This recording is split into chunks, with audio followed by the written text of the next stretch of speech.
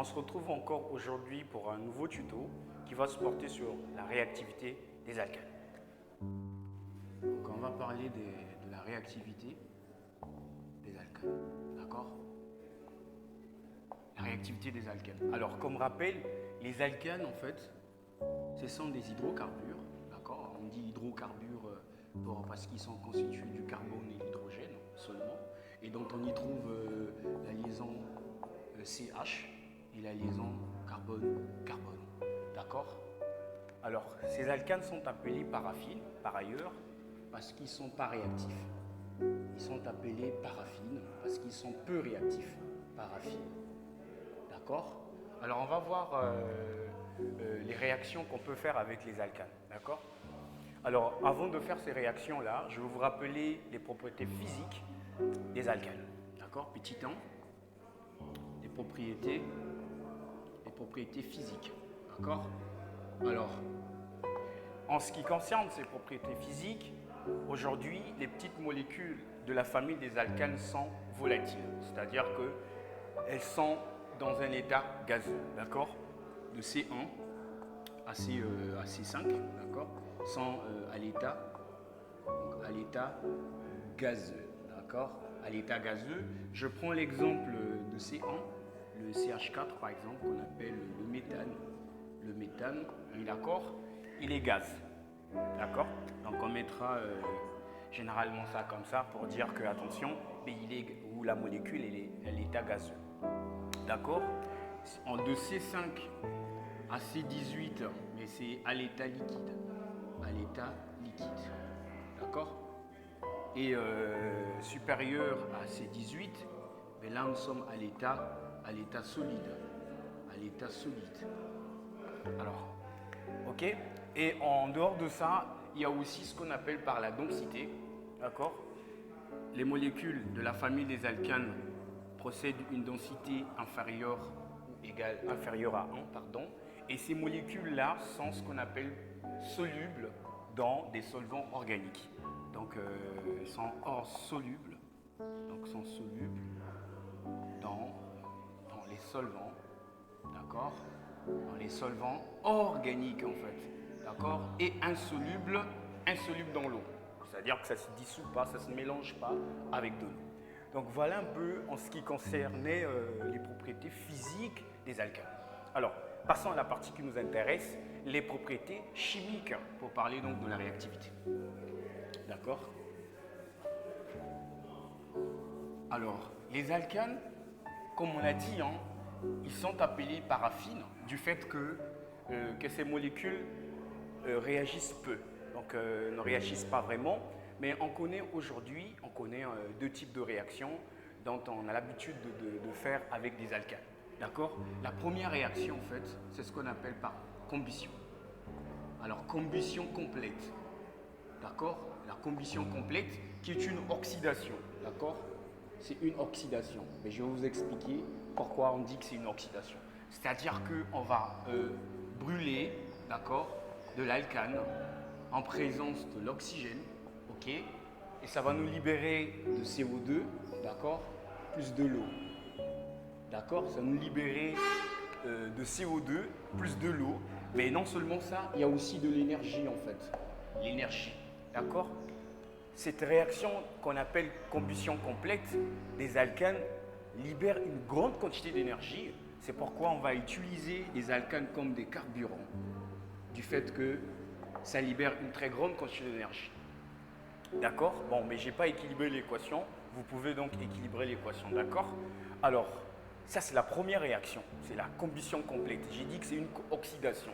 Alors, en chimie organique, comment est-ce qu'on arrive à savoir si une réaction est une oxydation ou si une réaction c'est une réduction? Donc, notez bien, c'est important de le savoir en chimie organique. On parle d'oxydation, suivez, on parle d'oxydation lorsque le nombre de liaisons CO augmente, d'accord, et le nombre de liaisons CH diminue. Voilà, et ça, c'est une oxydation, d'accord? Le fait qu'on ajoute de l'oxygène. Regardez, au début, vous n'avez que des liaisons CH, mais là, après, il y a des liaisons CO. Donc, c'est pourquoi on dit que c'est une oxydation. Donc, on augmente les liaisons CO on diminue les liaisons CH. Alors, une réduction, c'est quoi? Une réduction, en fait, c'est le contraire.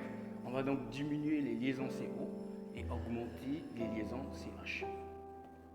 D'accord? Ça, en chimie organique, on appelle ça une réduction. Donc, une réaction appelée réduction. D'accord? Est-ce que c'est clair? D'accord? Si c'est clair, on avance. Ça, c'était la toute première réaction qu'on peut faire. D'accord? Et la deuxième réaction qu'on peut faire avec des alcanes, c'est ce qu'on appelle, pardon, j'efface d'abord. La deuxième réaction qu'on peut faire avec des alcanes, celle qui est la plus importante en fait, c'est ce qu'on appelle par l'halogénation radicalaire. Halogénation radicalaire. Alors, je dois vous rappeler qu'en chimie organique, les alcanes ont la capacité de réagir avec le chlore ou le brome. D'accord? Mais c'est de façon radicalaire.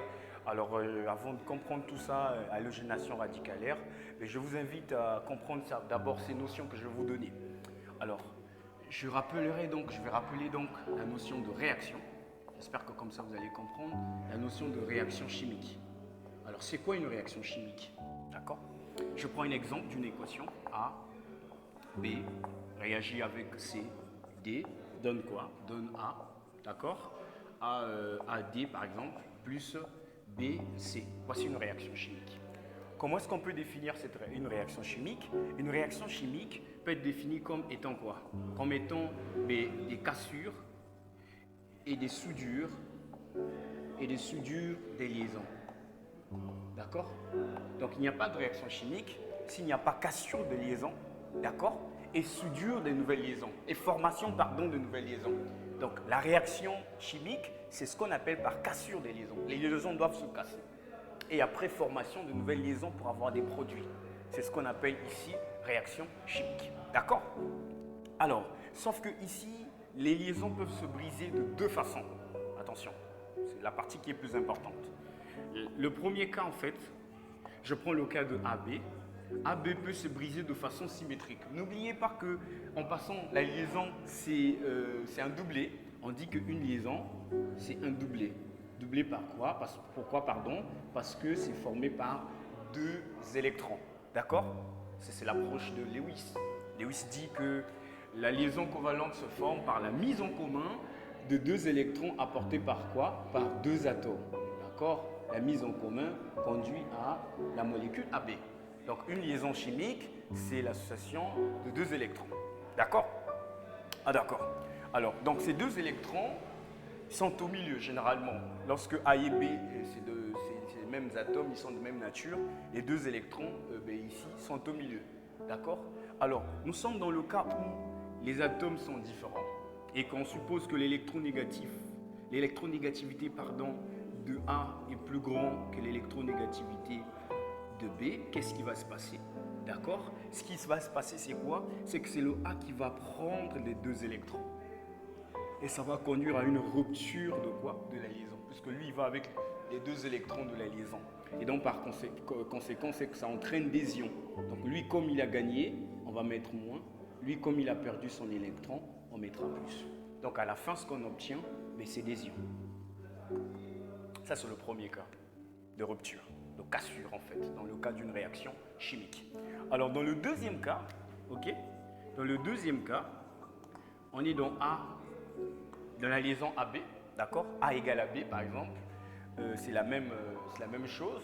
Ou bien nous sommes dans le cas où l'électronégativité de A est proche de B, d'accord? Alors, on peut observer ici une rupture de façon homolytique. C'est-à-dire que chaque électron repart avec... Donc, chaque atome repart avec son électron.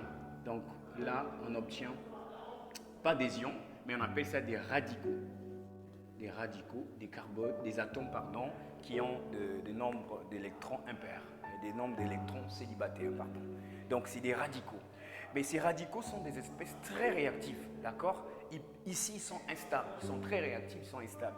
Et donc, la conséquence dans une réaction, c'est que ces radicaux-là vont chercher à se stabiliser en arrachant des électrons qui se trouvent au voisinage, des électrons qui se trouvent au voisinage de ces atomes-là, d'accord? Ils vont arracher.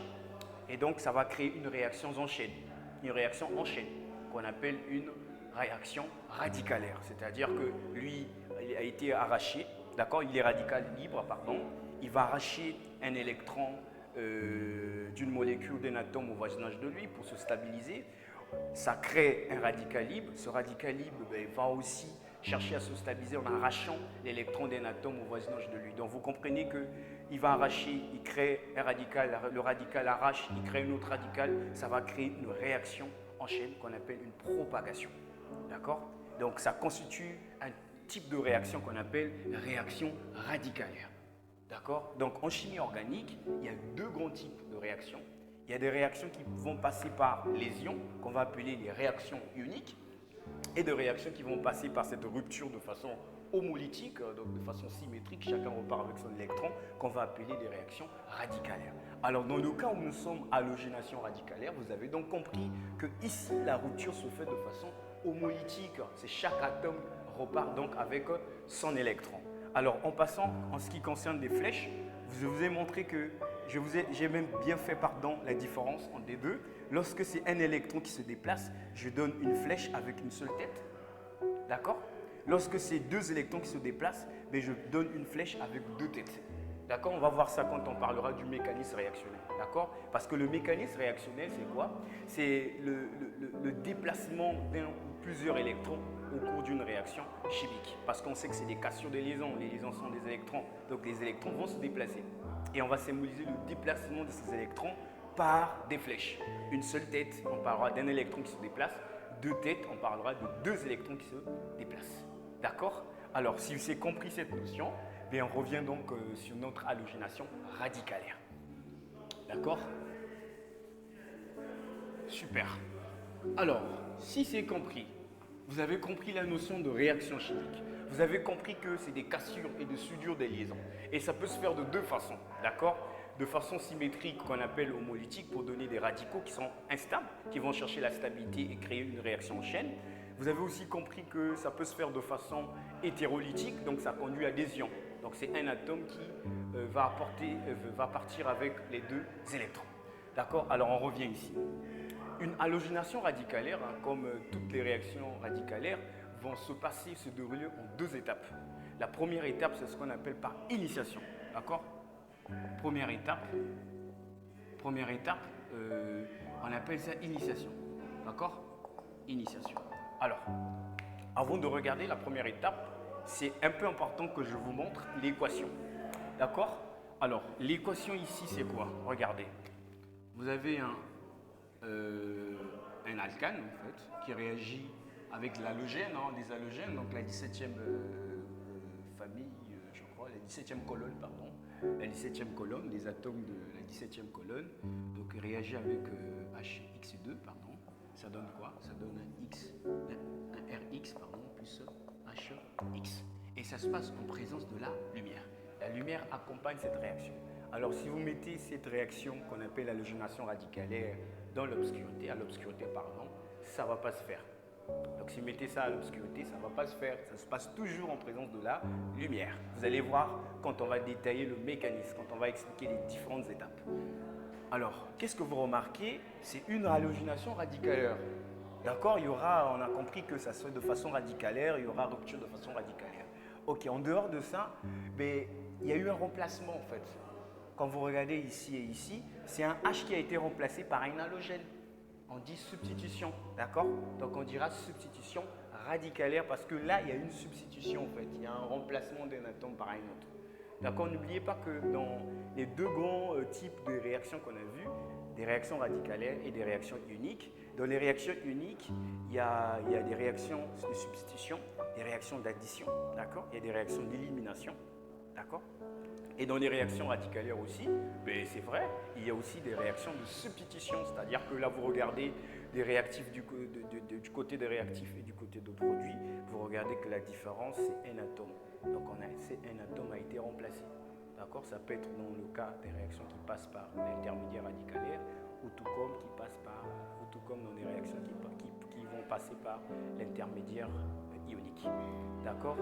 Et donc, on se retrouve après pour parler de long en large sur les réactions de substitution radicalaire. Merci beaucoup. N'hésitez pas à vous abonner, d'accord? Si cette vidéo vous a plu, n'hésitez pas à vous abonner, d'accord? C'est très simple.